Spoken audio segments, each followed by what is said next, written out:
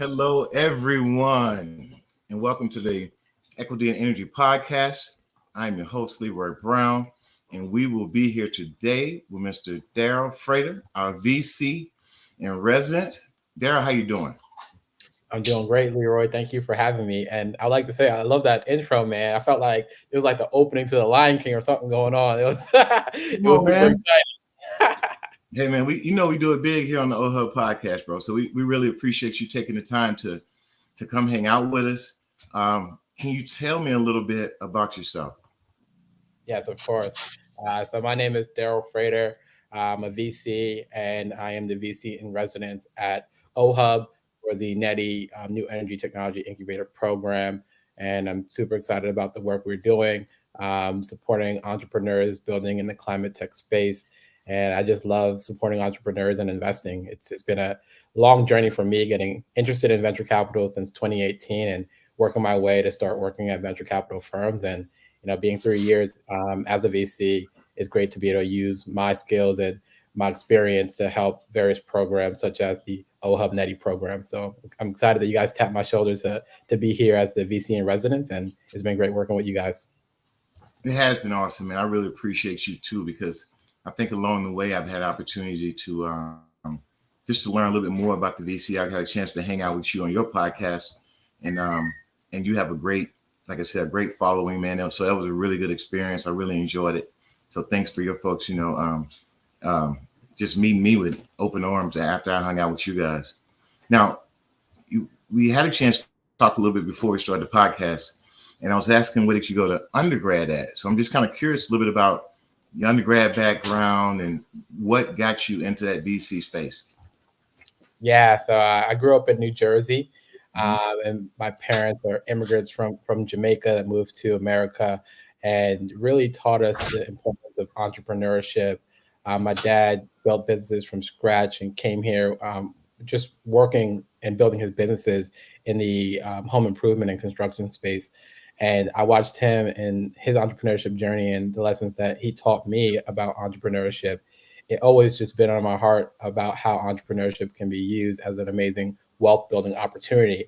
So through even like high school and college, I just knew that learning about entrepreneurship, doing entrepreneurship as a business owner myself, and getting into different various ways of supporting entrepreneurs is where I wanted to build my career.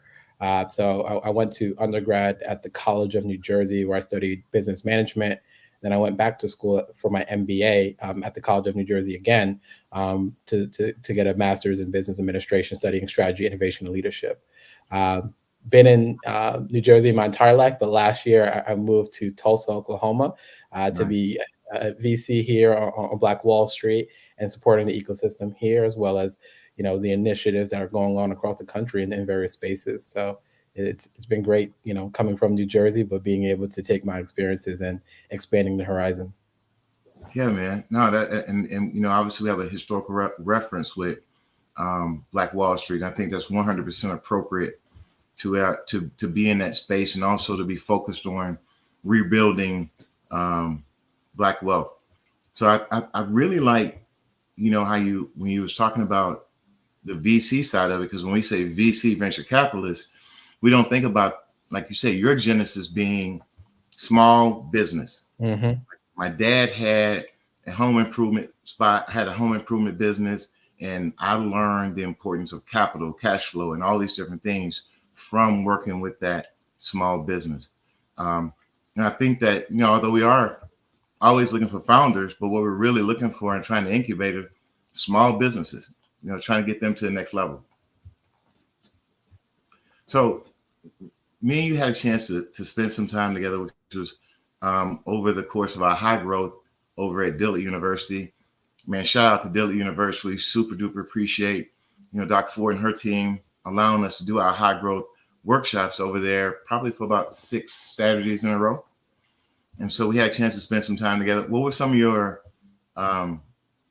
fondest memories of being able to actually come down? I think you came down also and spent some time with us in that very first high growth class. What were some of your fondest memories of having a chance to spend some time with us? Yeah, coming down to New Orleans for the kickoff of the program was phenomenal. I haven't been in New Orleans since 2011. Mm-hmm. When I was in my undergrad, I was in a program called Bonner, where I had a scholarship to do community service, and one of our community service projects was in New Orleans.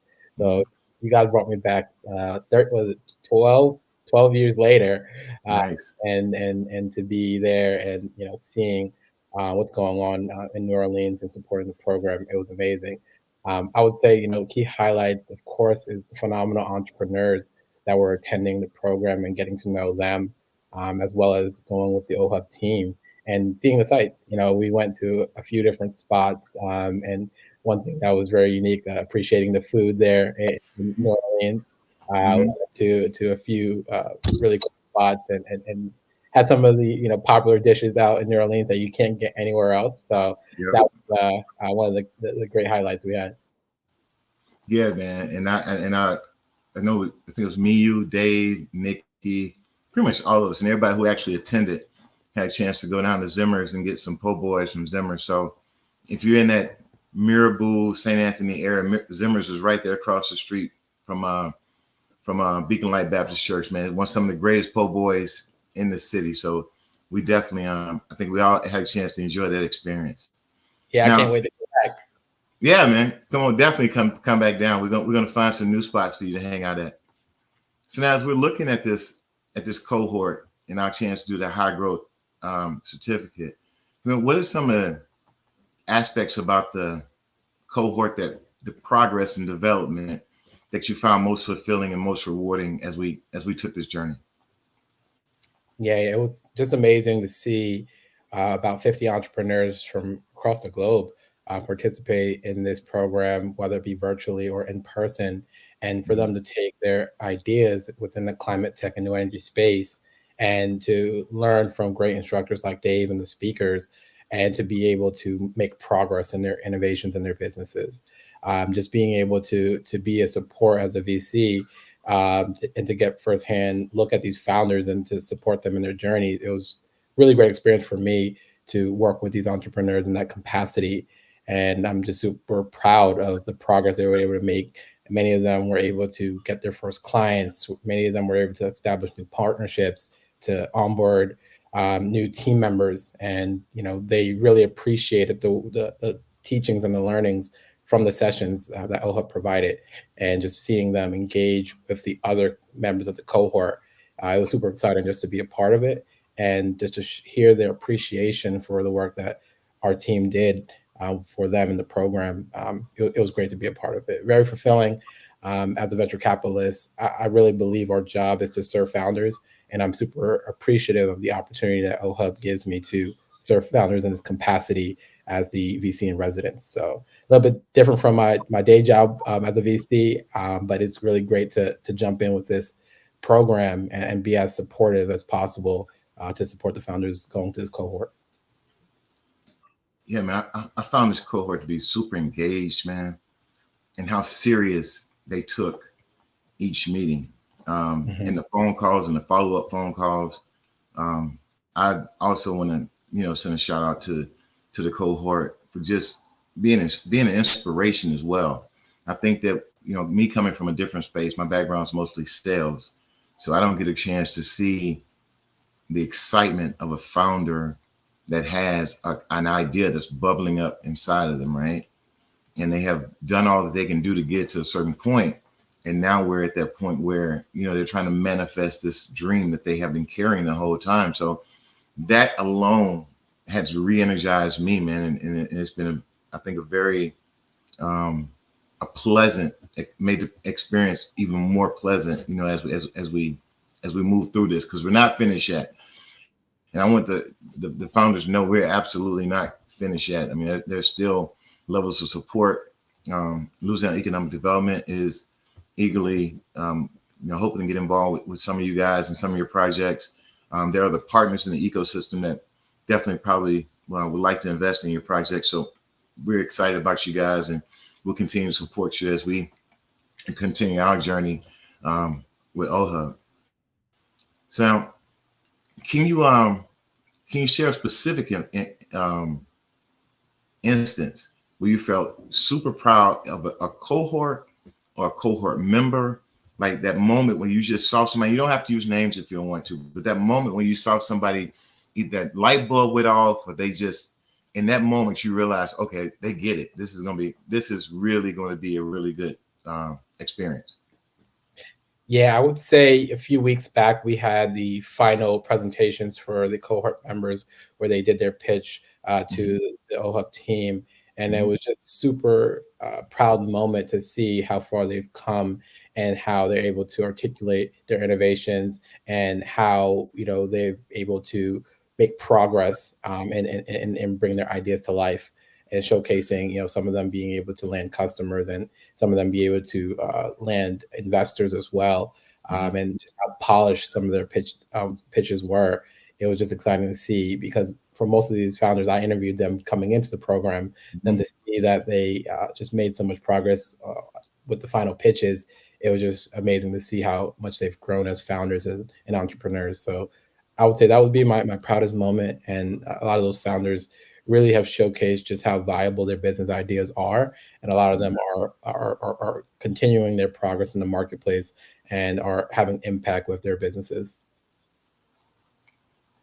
Yeah, man, I think that, even with me just watching it, I think the part that you've really hit on is being able to connect them with certain partnerships, being able to help them get that first customer.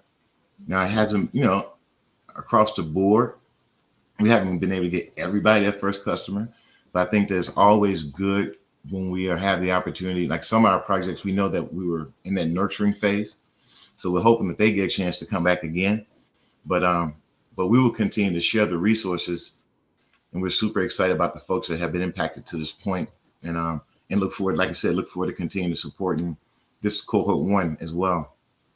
So I could add, just some of the founders in the cohort were just very active in regards to their ability to take initiative. We put partners in front of them like G&O Inc. and many of the other organizations that are partnering with OHUB in this NETI program. And some of the founders, they took advantage of it wholeheartedly and did their diligence to reach out to team members of those partners, and have been able to establish relationships that they get to have and take on forever. So I'm super excited for those founders that really took advantage of everything that the program had to offer, and now are using it for their success. So that's exciting to see, and I encourage founders to, whenever you see opportunities to connect with people, relationships are so important in your business, and being able to nurture and leverage those relationships to aid your business and your customers is super important. So definitely prioritize opportunities to strengthen relationships and continue to build those connections that are beneficial to you and your clients. And I will say that, I mean, just from the ecosystem perspective, how serious they were strengthens the relationships that we have with our partner, right? Their activity, their follow up, letting everyone in the ecosystem know that, hey, we're definitely serious about what we're doing, I think has given us stronger ties inside the ecosystem as well. So that's been something that has been a mutual benefit, I think, for our founders and also for OHUB as well. Yeah, and I can add, So, it really helps just give New Orleans and Louisiana as a whole just more exposure. Some of these founders would have never thought to visit or even have New Orleans on their radar. So to have Louisiana as a place they know that there's resources and there's support, specifically in the climate tech and new energy space, it's super just great for the ecosystem as a whole that this program is providing that kind of exposure. And some people are having a strong desire to visit and even build their businesses in Louisiana, which is super exciting. and we can kind of, tag team a little bit on this, but it's one of those things like when we're talking about the overall innovation of an ecosystem, when you're talking about adding new founders, be it to Tulsa, where you are in Black Wall Street, or be it here in New Orleans, I mean, there's always going to be a contribution that those founders are going to be able to make. And so, based on the founders that we had inside of our cohort and the contributions that they're ready to make here in Louisiana, what do you, if you look at it from an overall perspective, what are some of the things that you think that Louisiana can expect from an innovation perspective from these particular founders? Yeah, with the 90 program and the founders that we had, many of them were doing innovative businesses that are going to add value to the New Orleans ecosystem. Many of them will be doing business in New Orleans. Many of them will have customers and hire employees within the region. And all these things tied together creates economic growth and development. And at the end of the day, it's really about how do we create new jobs? How do we use these new innovations and climate tech to be able to make the world a better place? And a lot of those innovations are happening in New Orleans, and we want to connect these founders to great resources that are enabling that to happen. So I'm excited that we can be the bridge to connect these founders to these resources and really get them going with their innovations in places that want them to succeed, like New Orleans. And I'm happy that I can play my small role in that. Also, I mean, just a message to our founders. They also serve as an inspiration to our community.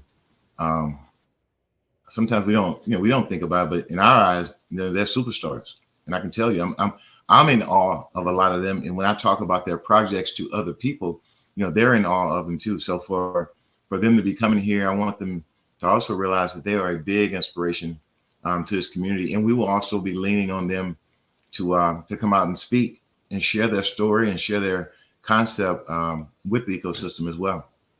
Yeah, I think it's impressive that we had roughly 50 founders in the program, and about 10 of them were local entrepreneurs in New Orleans.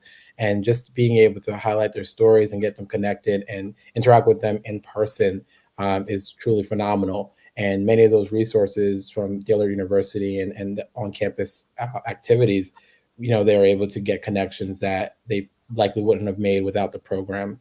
So I really think that their stories and what they're doing is showcasing that it's not just entrepreneurs from the East Coast or West Coast. It's entrepreneurs right there in New Orleans that have talented, talent and great ideas that, if provided with the right resources, they can do amazing things. So highlighting these local stories is super important, and we're going to continue to highlight local stories. And we want to encourage local entrepreneurs in the New Orleans ecosystem to engage with OHUB and the programs that we're providing. And I think that it's amazing for everyone involved, and we're going to keep on doing it and keep on helping entrepreneurs.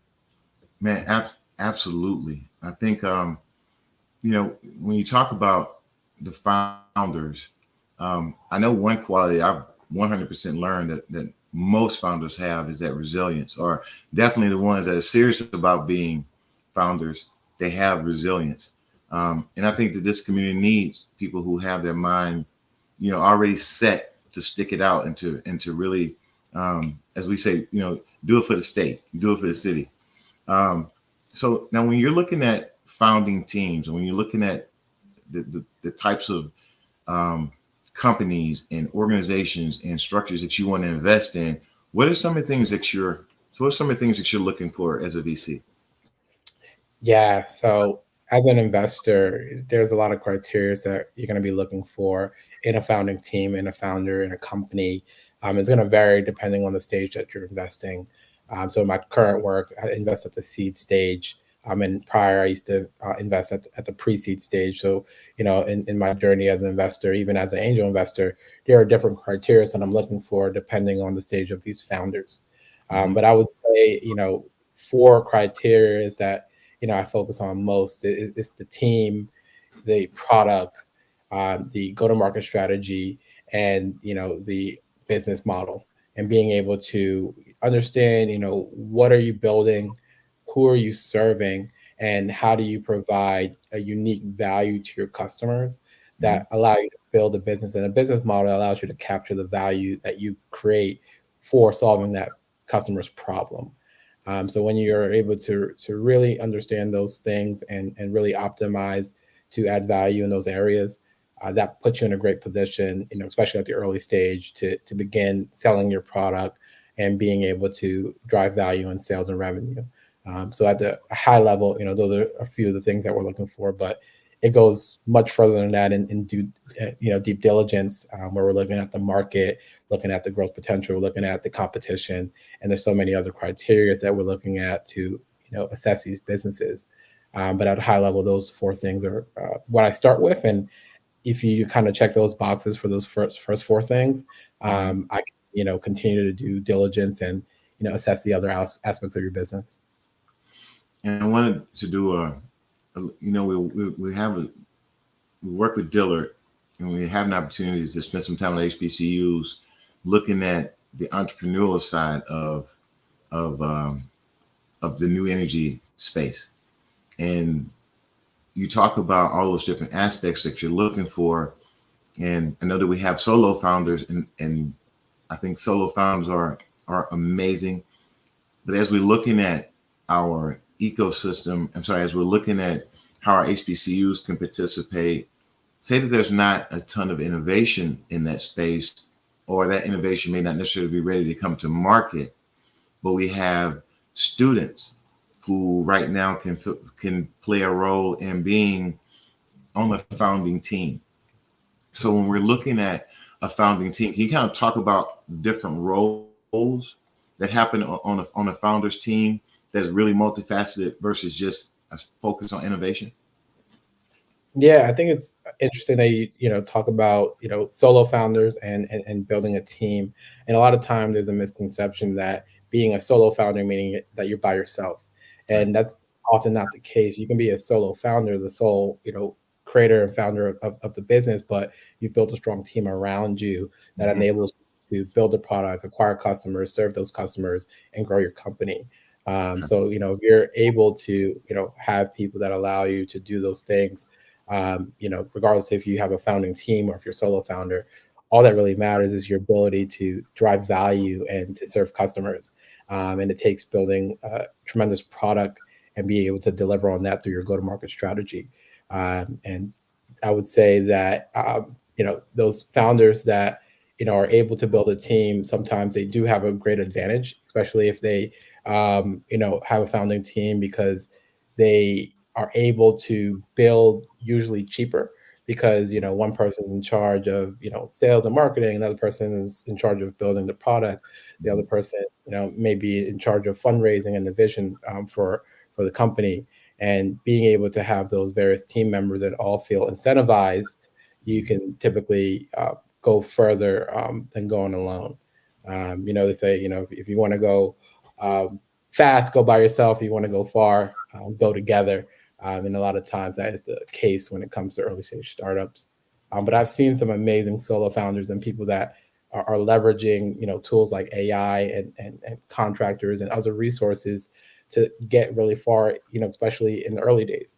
Hmm. Because when you're just getting started, resources can be thin, and you want to be as capital efficient as possible, and being able to use what you can to get as far as you can, regardless if you're a solo founder or if you have a full-fledged team.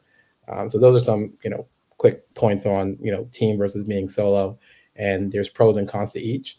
But as an entrepreneur, it's your job to think about what works for you in your situation and be able to make the most out of it and optimize for the best outcomes.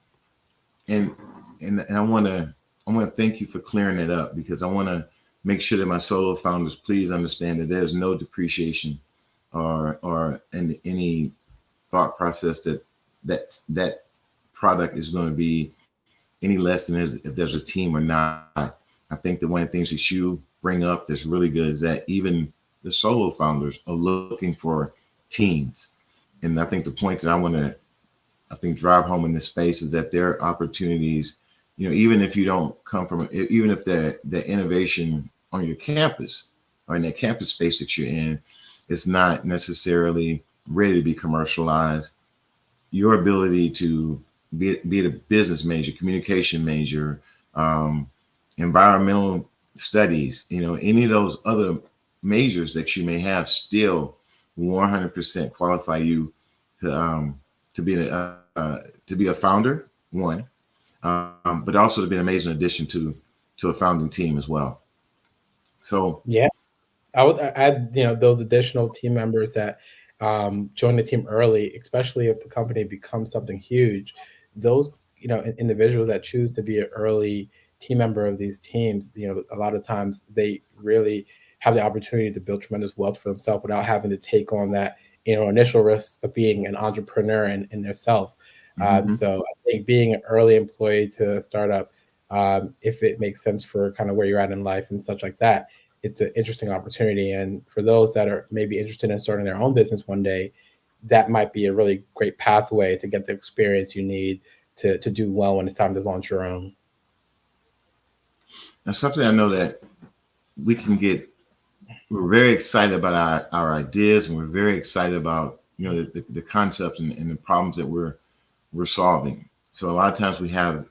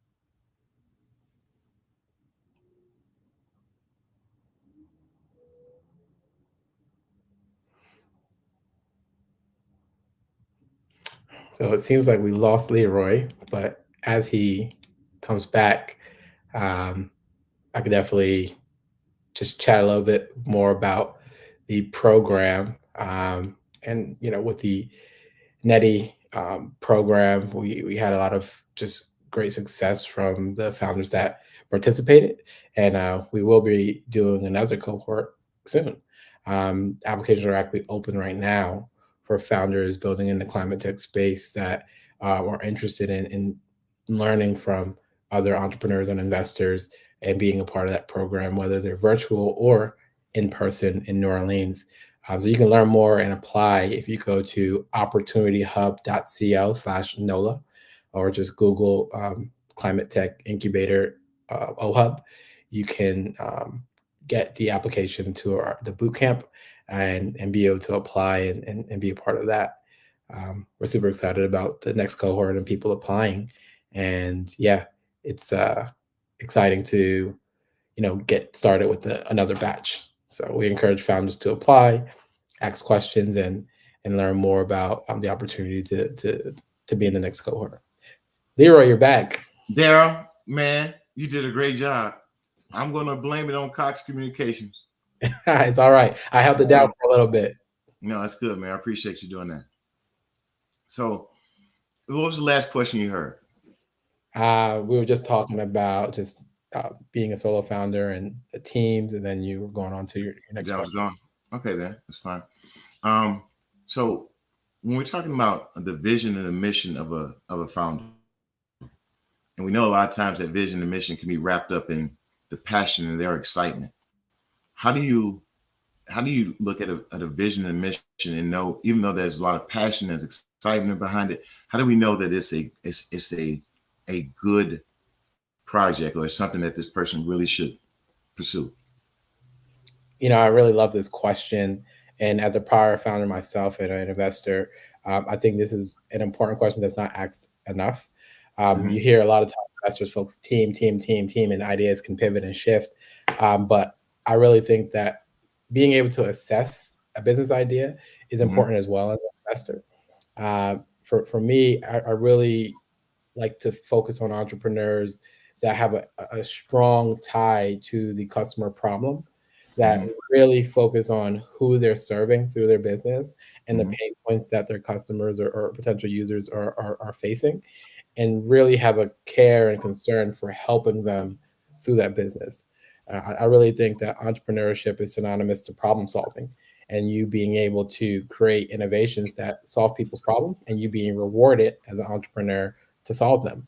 And when an entrepreneur really understands who their target customer is and how to address the problems that their customers are facing and build products and innovations that solve them well and beat out the competition and does it 10x better than anyone else or any other solution that's on the market, that's where true innovations come and happen. And those products that are stand out and really solve a unique problem for a user, it becomes something that even word of mouth becomes easy, because a lot of people face problems and a lot of people have problems that other people are facing as well.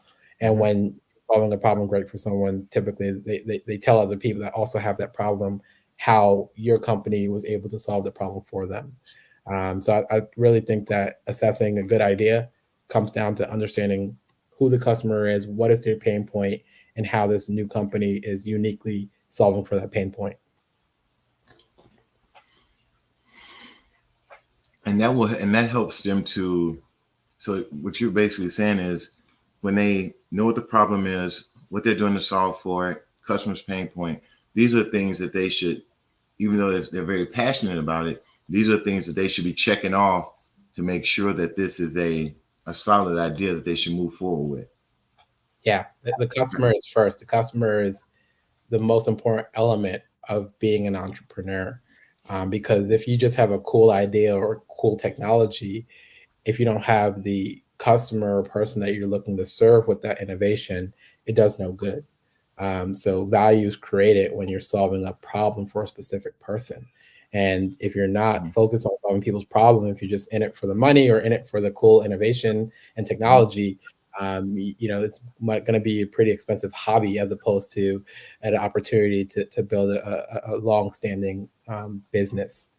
So yeah, it all starts with the customer and being able to really understand them intimately so you can uniquely solve their problem.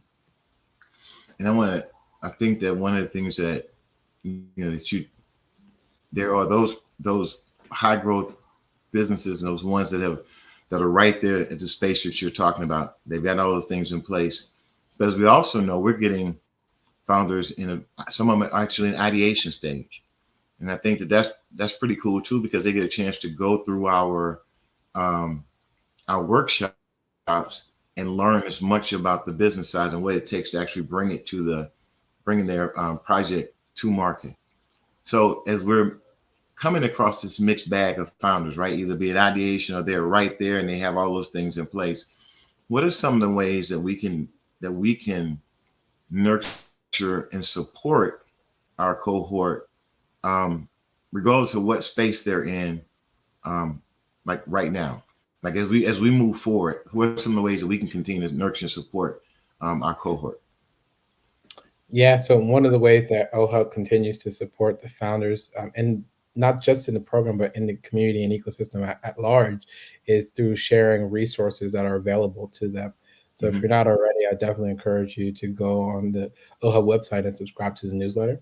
The Mhm. OHUB teams put together amazing resources to share with founders to let them know what opportunities are available for them to get additional funding, resources, partnerships, and opportunities to learn.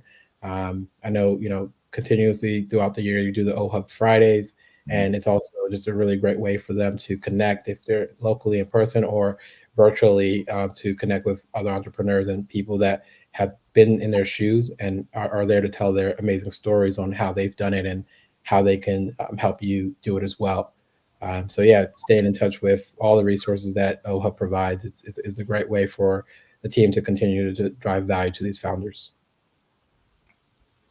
And I think also just like you said, one of the ways I think the ecosystem tries to work harder for you as well is that there are also other incubators inside of our ecosystem, right? There are, and they may be appropriate based on the stage of the business that they're in. We have a founder who actually was in our startup, but they were also in Fund 17 as well.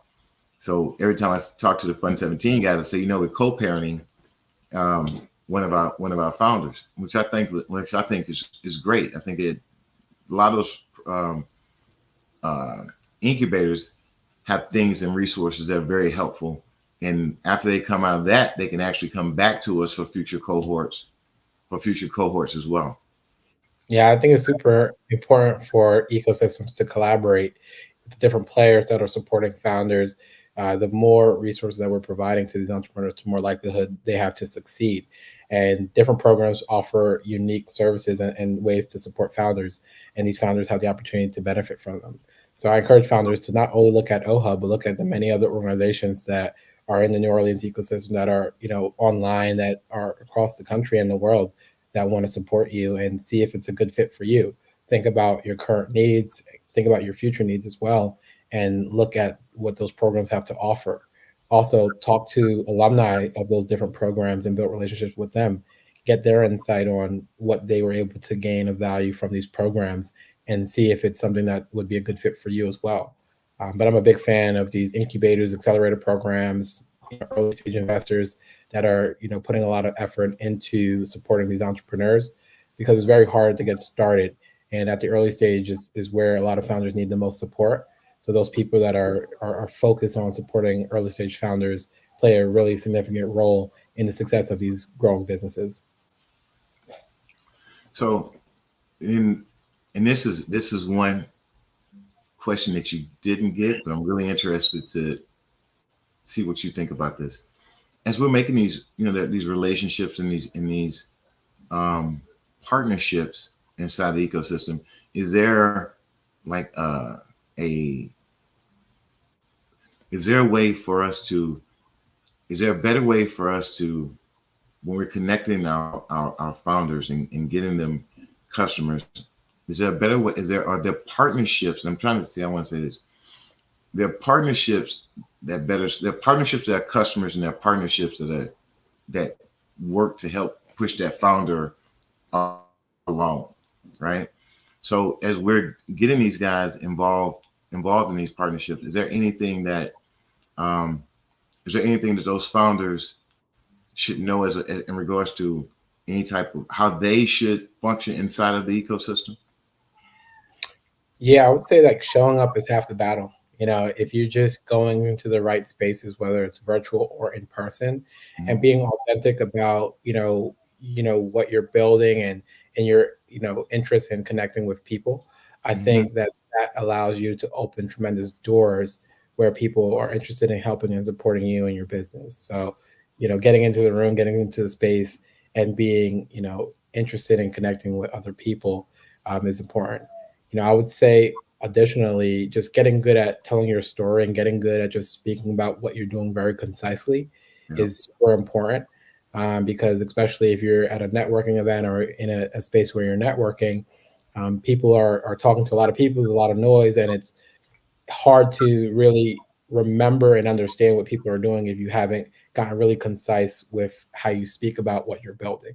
So Mhm. practicing that, doing it often, and really having a framework of how you're storytelling and introducing the problem that you're solving and who you're solving it for is very helpful to get that word across, to get you connected with the right people. Because when you start networking and when you meet certain people, the person that you first meet might not be the person that can help you, but they might be able to help you meet someone else that can be the person that is game changer for your business. It's very serendipitous. You sometimes don't know where the value is going to come from in terms of networking, but time after time, it always is something that pays off as you continue to do it, and it compounds as you build your network, and people know what you're doing and how you're helping other people through your innovations and businesses. So I'm super just encouraging the founders that they should network and get really good at how do you talk about what you're doing in a very simple way.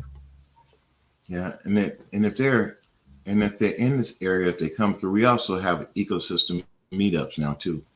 So our ecosystem partners, we all come together. Be it the ones who are doing VCs, be it economic development, be it whatever space that they're currently holding. Every month we have a meetup. So if people are around, if you're in the city, and if you want to come out to one of those events, make sure you stay in touch so we can get you connected with like I said, with the ecosystem that's in the city as well. So we're finishing up cohort 1, and we're about to do our NOE, New Orleans Entrepreneur Week. We'll be on the big stage March 13th, right? And that's from 3 to 5 o'clock, 3:30 to 5 o'clock. Okay. And so our founders will be up, and they will have the opportunity to actually pitch, and you get a chance to see the group that we're going to release to you at our event. So now we're also getting ready for cohort 2. So can you tell me a little bit about the Climate Tech Boot Camp? It sounds a little different from what we've done before, but can you kind of tell us how it's very much like what we've done before? Yeah, so with the cohort number 2, it's very similar to what we did in cohort number 1, but with the Climate Tech Bootcamp, we're going to continue to move forward with having founders join, whether in person or virtually, and have 10 weeks of this pre-accelerated program that are supporting entrepreneurs building in the climate tech and new energy space. With this program, we're going to be providing a $50K investment to one founder in this program. So we're super excited that we're going to be able to do that and provide capital to a founder in the program. We're going to be partnering with amazing organizations like GNO Inc., part of the H2 the Future initiative, and many other organizations that are excited to work with us and to continue the work that we're doing with the New Energy Technology Incubator. Applications are open right now for this program.